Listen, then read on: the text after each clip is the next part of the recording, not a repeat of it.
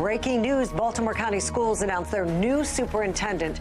Our team takes a closer look at the decision and the controversy surrounding the new pick. Police released body cam video of the teen shot by an officer. Put the gun down! Put the gun down! Put the... We're breaking down the entire chase that ended with shots fired. A new bill signed to limit where legal gun owners can carry. The lawsuit filed immediately. An onslaught of car break-ins leaving auto body shops swamped. We had, I don't know, maybe a half a dozen cars coming in a week for all that. It just keeps happening. How long you could be waiting for a simple repair.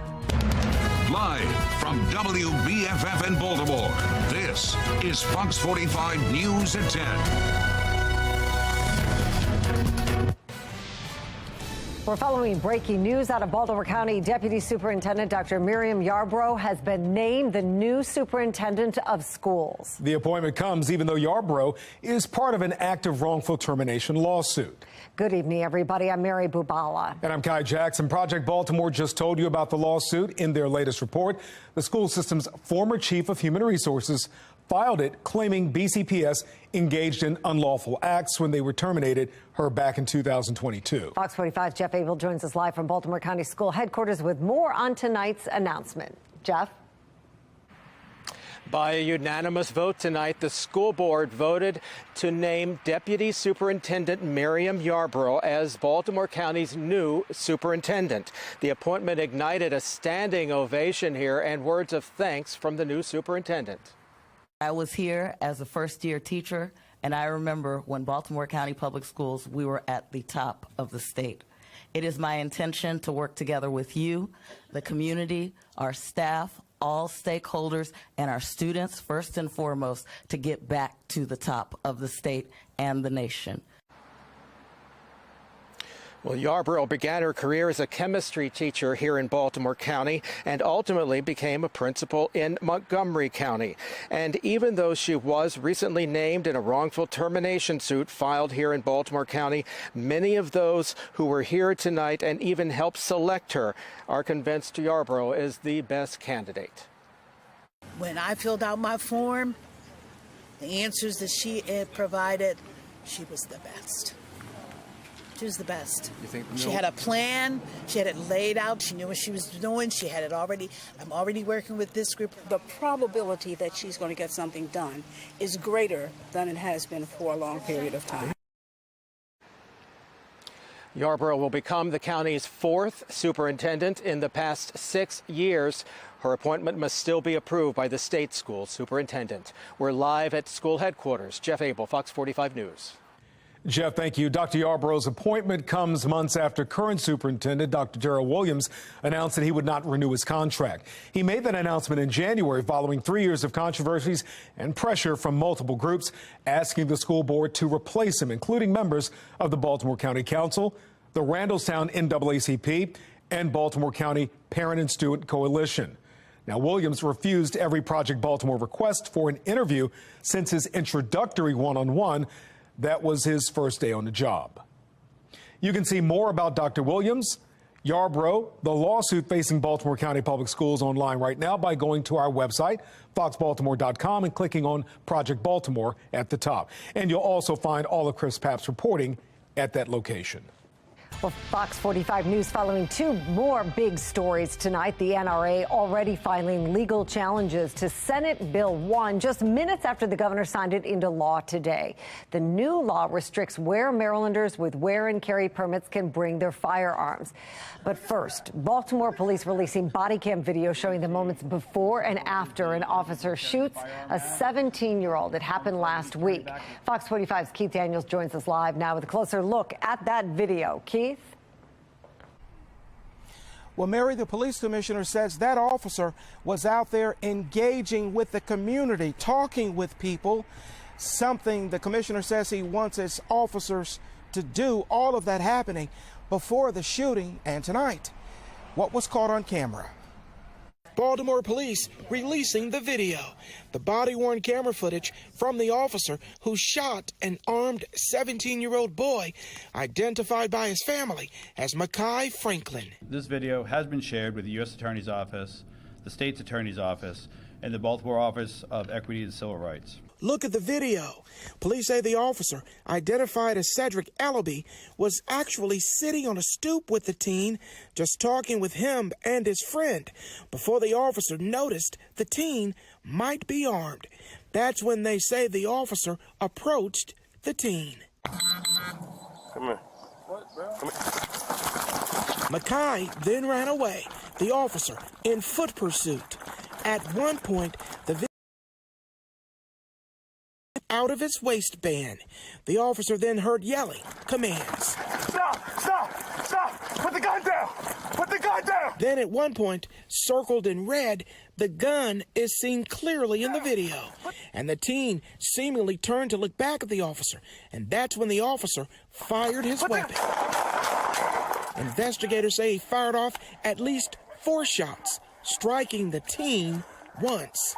Shots fired, shots fired. Police Commissioner Michael Harrison standing at the podium, answering our questions, including if he's satisfied with what he saw in this video. Every police-involved shooting is an unfortunate incident. Every shooting and the harm to anyone is unfortunate. And so I will not say anything about whether I am satisfied, because it will be totally unethical for me to pass judgment before the end of it. And I would be not only undermining but corrupting the investigation. Also in the video, the officer seen rendering aid to the wounded teen. Harrison said police recovered from the scene a stolen 9mm with an extended magazine with 4 rounds. The shooting happened in the Shipley Hill neighborhood, where Harrison said just in the past 28 days, officers responded to more than 150 calls for service, including for assault and armed individuals. We took 2,400 guns, 2,600 guns plus off the streets last year with more than 1,600 arrests. Not one of them resulted in a police-involved shooting. Not one. Well, we're told Detective Ellaby joined the force in 2019. He's on administrative leave now pending the outcome of this shooting investigation. Meantime, so far tonight, no word of charges against the teen. We're live tonight. Keith Daniels, Fox 45 News. Keith, thank you. The Gun Safety Act of 2023, also known as Senate Bill 1, is already facing legal challenges. The first lawsuit came just minutes after the governor signed the bill today, putting restrictions on legal gun owners. On the same day the governor signed that bill into law, Baltimore City marked its 102nd life lost to violence, and juvenile crime is soaring. The governor says the law will protect public safety, but law enforcement experts Fox 45 News has talked with disagree.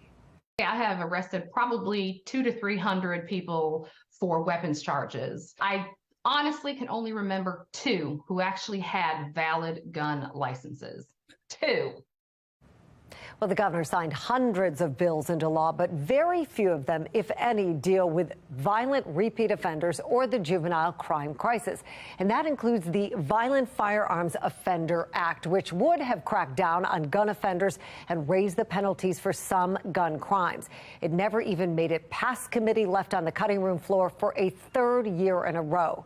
Another bill would have brought back the ability to charge children under the age of 13 for crimes. That plan was in response to the Juvenile Justice Act, which removed criminal penalties for those under 13.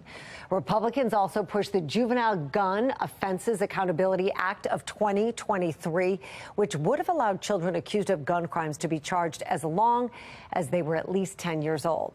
Now, none of these bills made it out of committee, but the Gun Safety Act is now law. Fox 45's Mackenzie Frost questioned the governor about it today. A legal battle is brewing over this new law despite Governor Westmore's confidence in its legal standing moving forward, all while the concern surrounding gun violence continues.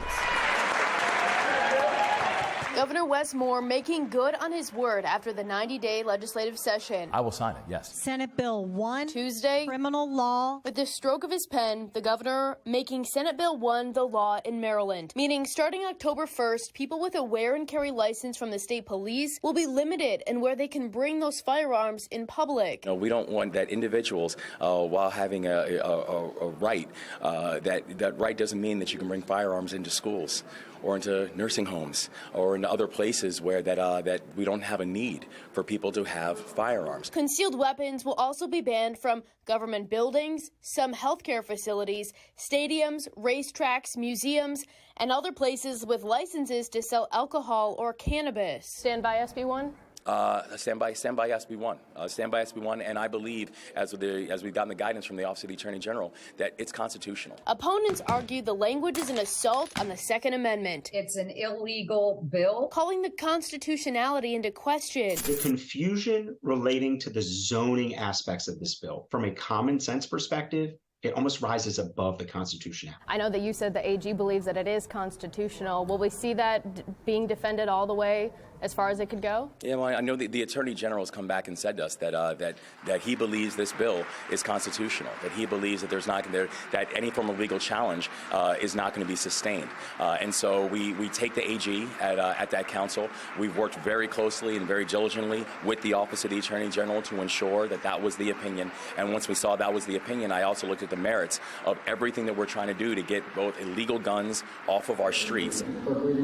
Rather than focusing on a bill going after repeat violent offenders, lawmakers zeroing in on Senate Bill 1. The push behind the legislation stemming from the Bruin U.S. Supreme Court decision, a ruling striking concealed carry laws in New York, Maryland, and 5 other states. Lawmakers setting out this session knowing a legal battle was likely. We're going to push to the constitutional limit to ensure that Marylanders are safe. While the legislation passed along mostly party lines, Baltimore City Democratic Senator Corey McCray voted against it. We're doing things kind of backwards, and I do think that it has constitutional issues. And Maryland Shall Issue, a gun rights group, says it is prepared to challenge the law if Governor Moore signed the bill. For Senate Bill 1. And that's exactly what the governor did on Tuesday. The legal challenge is already underway. The NRA announcing a lawsuit against the state of Maryland just moments after Governor Wes Moore signed SB 1 into law. In the newsroom, Mackenzie Frost, Fox 45 News. Maryland Senate Republicans responded to the governor signing Senate Bill 1 in a letter today, saying in part, Governor Moore and Democratic leadership are severely limiting the ability of law-abiding citizens to legally carry a firearm to protect themselves and their families. The statement goes on to say state Democrats are ignoring legislation that targets repeat offenders and creates tougher penalties for gun crimes. You can read the full statement on our website, foxbaltimore.com. Well, hours before today's bill signing, a federal judge ordered New Jersey officials not to enforce a similar law in the Garden State. New Jersey residents with proper permits can continue to have their handguns at beaches, public parks, restaurants, and other public places while the lawsuits are heard. And while you no longer need to submit a reason to obtain a wear and carry license in Maryland, the process of obtaining one is still comprehensive. It includes registering online with the state, submitting fingerprints, going through 16 hours of training with state police or a qualified handgun instructor. It's 8 additional hours for renewal. After that, you also need to provide a passport-style photo. And then there's the fee, $75 for new applicants, $50 for renewal or subsequent licenses. We'd like to hear from you. Do you trust Mayor Brandon Scott and Governor Wes Moore to tackle violent crime in the area? So far, 86% of those who voted say yes. Head to foxbaltimore.com/vote to weigh in. Next on Fox 45 News at 10, Mayor Brandon Scott's newly installed chief of staff facing ethics questions, the big paydays he's accused of not reporting while working for the city. A closer look at the bombshell report on the FBI's handling of the Trump-Russia probe, how the key findings are already shaping the 2024 race for the White House. And at 10:30, if your car breaks down, it might take a while to get repairs, how a spike in crime is to blame.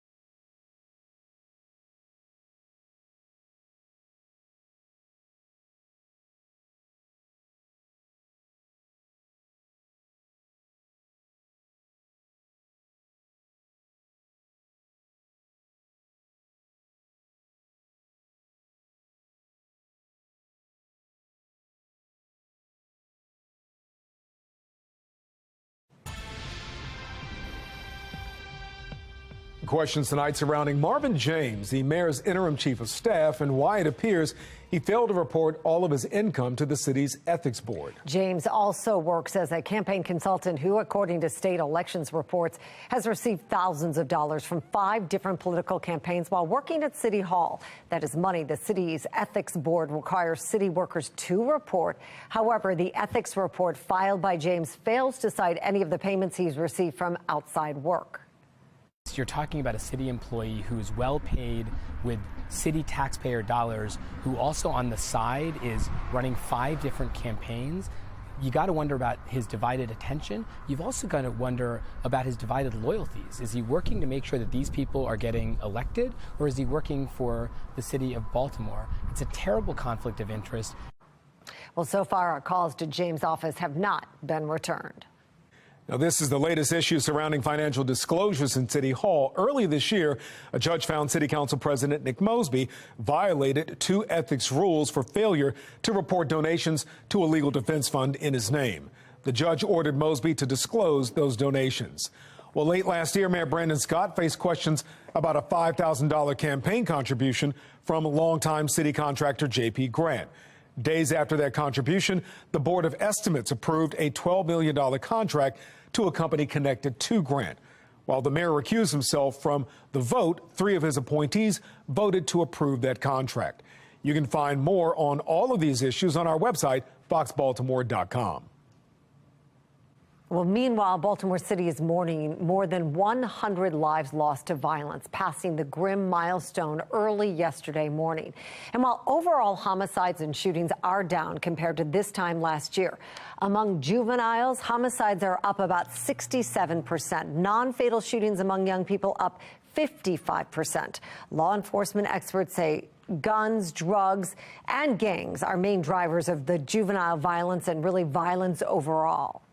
Drug organizations are significant drivers of violent crime, particularly shootings and murders in the city of Baltimore. Gangs are certainly a driver of violence in the city. There's no doubt about it. Former Baltimore Police Deputy Commissioner Jason Johnson says BPD doesn't have the manpower to deal with the crime problem. According to BPD, their uniform crime reporting closure rate is around 40%. That means there are more than 50 unsolved homicides just this year.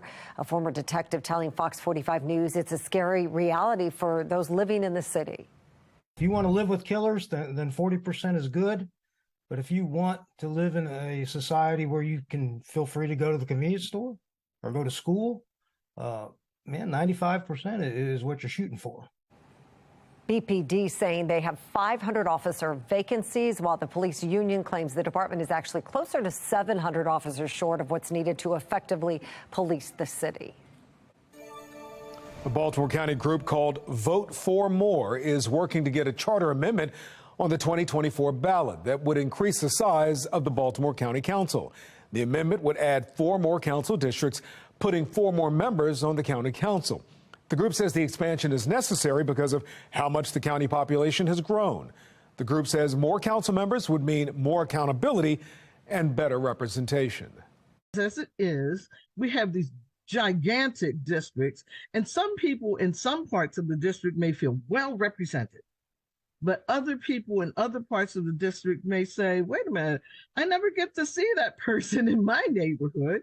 This would be that opportunity for people to elect folks that are closer to them, reflect their values, are willing to be more available and accountable to them.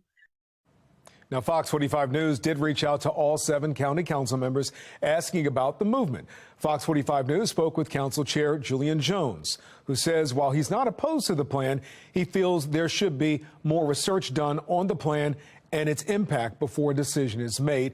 Jones, of course, a Democrat. David Marks, a Republican, responded in a statement saying any changes to the county charter needs broad bipartisan support, claiming this movement does not have that support. The councilman says, quote, the Republican Party has never been engaged, and it's my opinion, this is really a partisan effort to add Democratic seats to the county council. Supporting a change when there is bipartisan support. We need to sit down, figure out what the actual scope of the project needs to be. The needs were clear, so why is it back to the drawing board at Pimlico? Once a pride of horse racing, could it lose the second jewel of the Triple Crown? Now that the special counsel has wrapped up his investigation into Donald Trump and Russia, what does it mean for the 2024 campaign? I'm Scott Duman in Washington with a closer look coming up.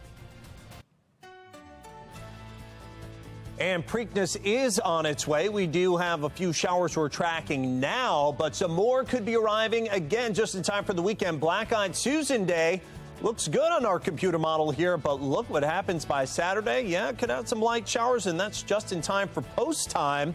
So we're going to have to count in at least some spot showers for Infield Fest and also the big races at Preakness on Saturday. Temperatures nice and mild in the 70s. I'm going to let you know how that hangs into Sunday, or if it hangs into Sunday. It's coming up in my Weather Authority forecast.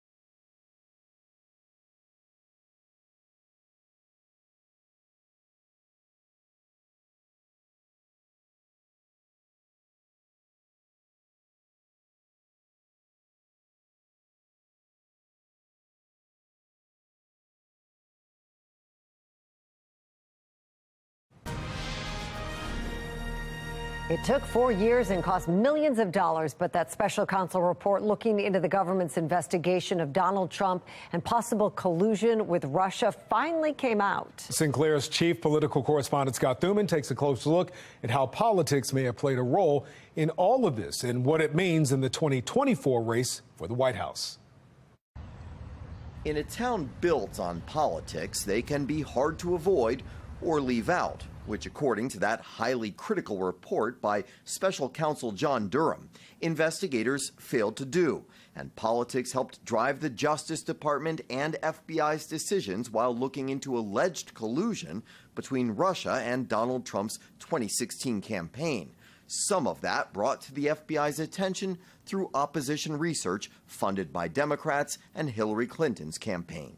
We went through years of nonsense with Russia. It was a frame-up, and these are bad people. This is Schiff and Clinton. These are bad people. Durham finding significant reliance on investigative leads provided or funded directly or indirectly by Trump's political opponents. The department did not adequately examine or question these materials, even some conservative legal experts going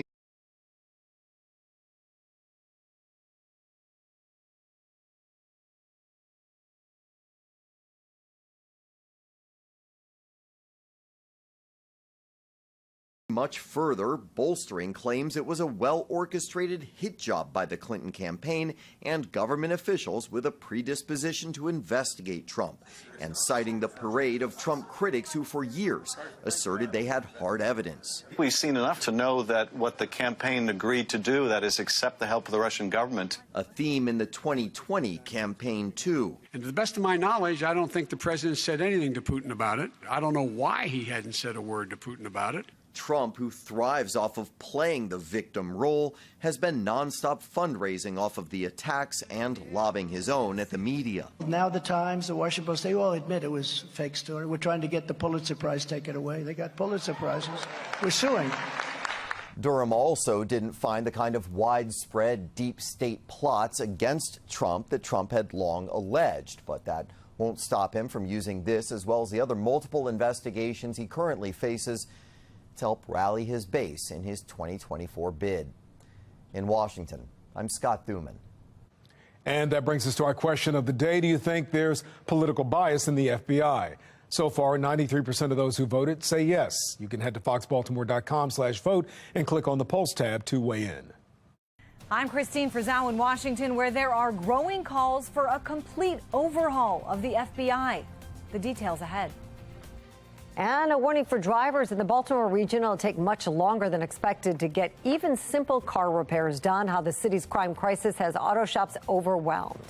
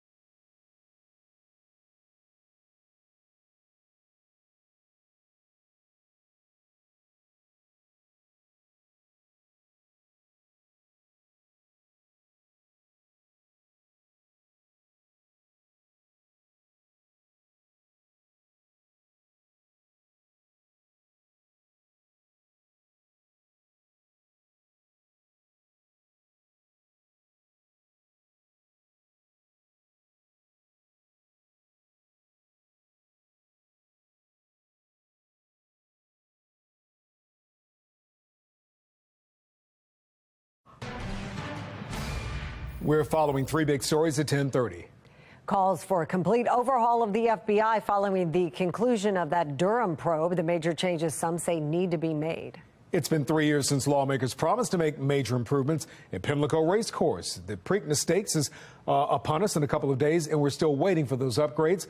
Fox 45 News questions, what's taking so long? A warning for Baltimore City drivers. One local repair shop says you could be waiting weeks for a simple repair. Let's begin there. The delays come amid a surge of break-ins and auto thefts across the city and even county. That's right. As Fox 45's Rebecca Pryor explains, auto shops are struggling to keep up.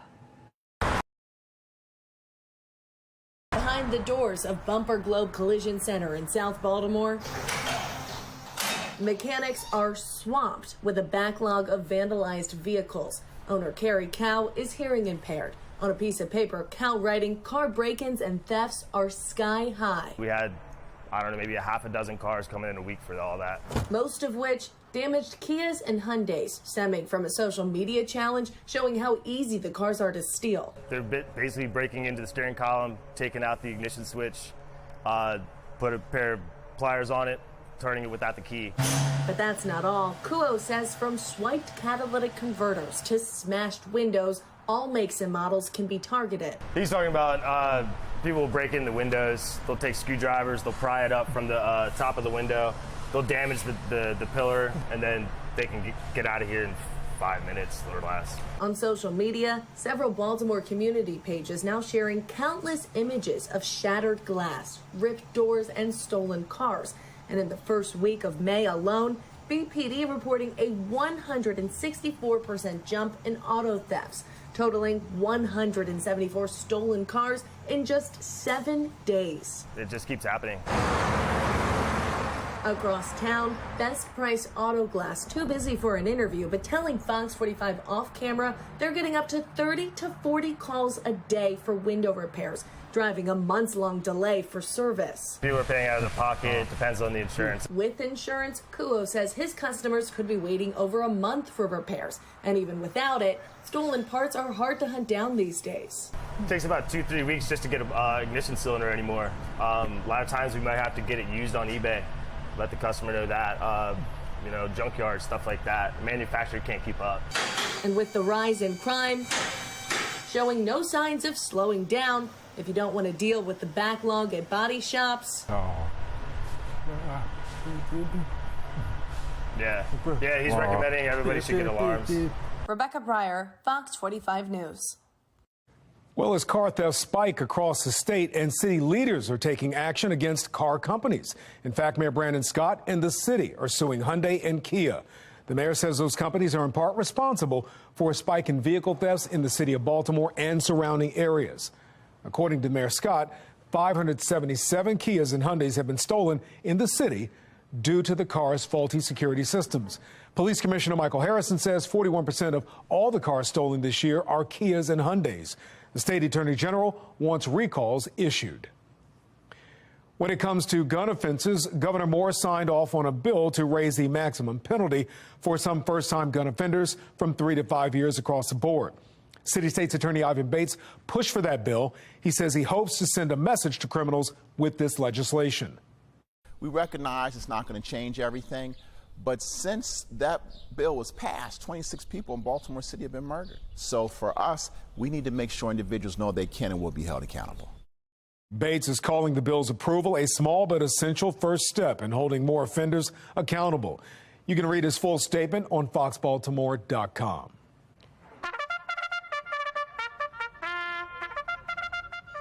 Well, the national spotlight will be on Baltimore this weekend for the 148th running of the Preakness Stakes.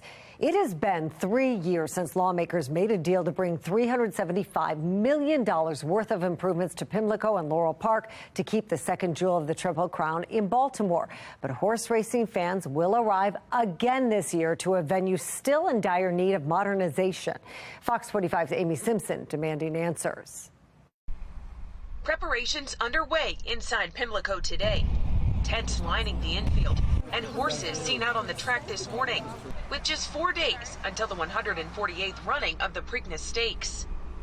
But for tens of thousands of visitors to the track this weekend, it appears to be the same Pimlico as last year, despite being 3 years removed from promises of hundreds and millions in investments to the facility. It's getting a slower start than I think any party would like, but you can get one chance to get this right.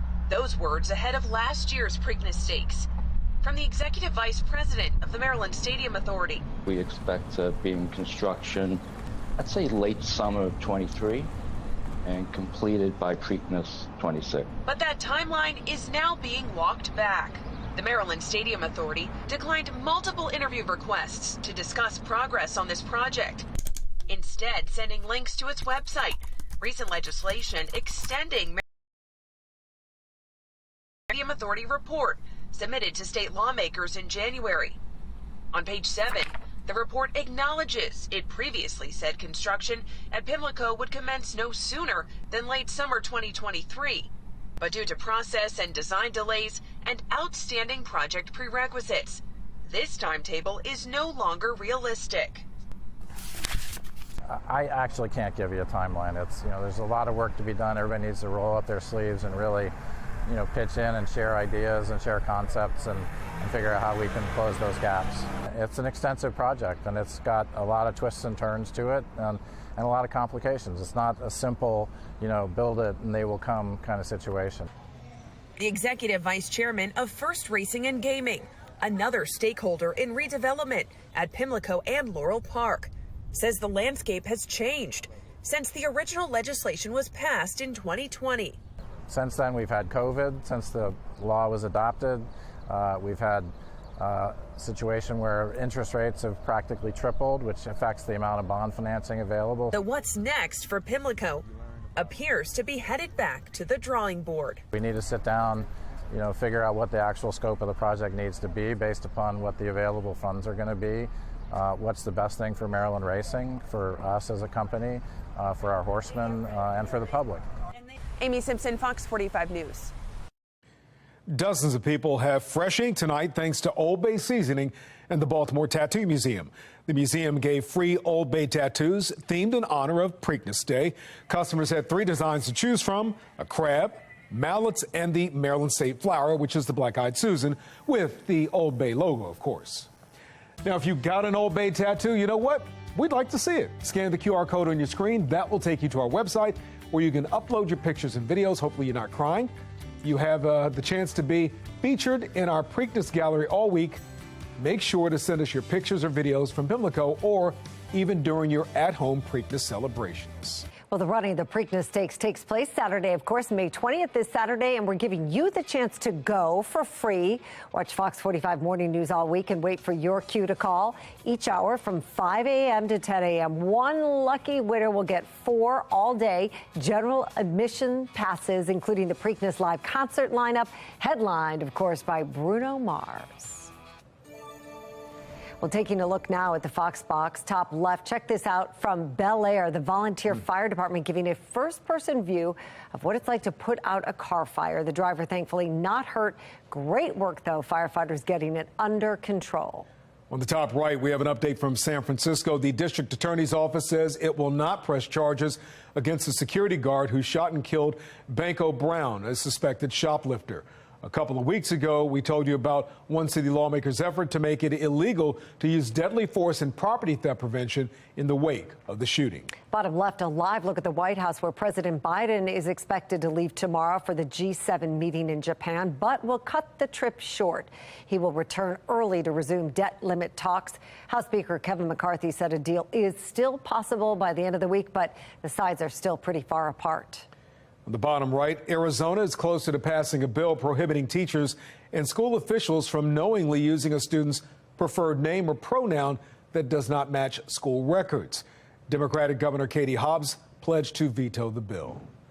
Well, with the conclusion of the John Durham probe investigating the origins of the Trump-Russia investigation, the blowback on Capitol Hill was almost immediate. Republicans say it provides evidence of a weaponized federal government, and major changes are needed. National correspondent Christine Frizzell brings us up to speed.